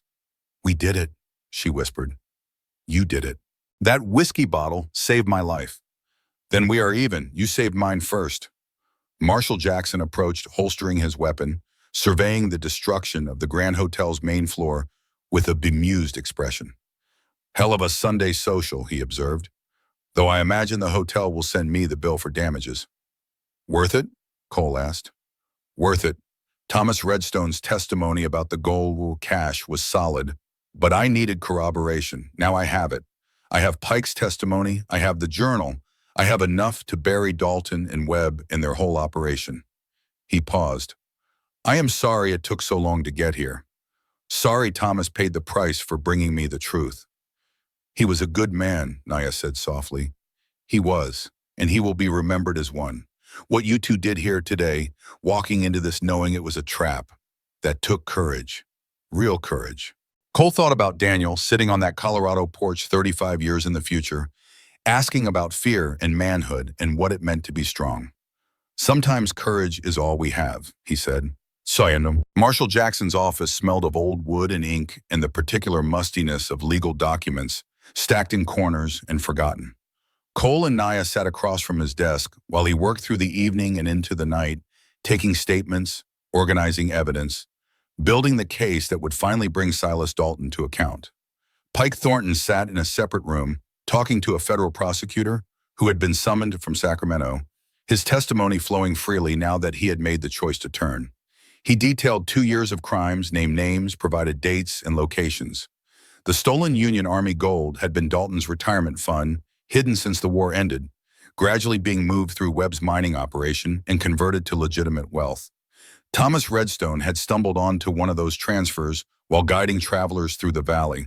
He had seen something he should not have seen, understood what it meant, and done the right thing. It had cost him his life, but it would not be in vain. Dalton sat in a cell silent now, his rage spent. He had asked for a lawyer, been told one was being sent from San Francisco, and settled in to wait. Whatever happened next, his days of freedom were over. Webb had tried everything: bribery, threats, appeals to business connections and political allies. But Marshall Jackson was federal authority, beyond the reach of local corruption, and he was not interested in bargains. As dawn approached, Jackson finally looked up from his paperwork. "I think we have it," he said, "enough to convict on multiple counts: murder, conspiracy, theft of federal property. Even if some charges do not stick, enough will. Dalton will hang. Webb will spend the rest of his life in prison." "How long?" Nisha asked. "Trial will take months to organize. Federal court, proper procedures, everything by the book, so there is no chance of another dismissal on technicalities. But the outcome is not in doubt. You two can go home. Live your lives. We will call you to testify when the time comes." Cole and Naya looked at each other, and Cole realized with a start that he did not know where home was anymore. The ranch was years behind him. The line shack was temporary. The desert was where he had run, not where he belonged. "There is a reward," Jackson continued, "for the recovery of the stolen gold. $50,000. Standard procedure is to offer 10% to informants. That is $5,000. Split between you, that is $2,500 each, enough to start over. Build something." The number hung in the air, enormous and impossible. More money than Cole had ever seen. "We do not want payment for doing the right thing," Naya said. "I understand, but the government says, think of it as compensation for what you lost, for what Thomas lost. Use it to build the life he would have wanted you to have." They accepted because refusing would have been foolish pride, and because the money represented possibility in a way that nothing else could. As they left the marshal's office, stepping into the early morning cool of Carson City, Naya took Cole's hand. "Where do we go now?" "I know a place," Cole said. "North of here. Colorado. Good land near Boulder. Water and timber. Space to breathe. We could build something there, if you want." "A home?" "A home, a life. Whatever we make it." Naya smiled, and Cole saw in her face the same cautious hope he felt growing in his own chest. "Then let us go build it." No. The land they found was exactly what Cole had promised. 160 acres under the Homestead Act, purchased with part of the reward money, tucked into a valley where the mountains met the plains. A creek ran through the eastern edge, clear and cold and reliable. Pine forest covered the slopes. The soil was good for growing, and the nearest town was far enough away to provide supplies without providing interference. They spent 3 months building.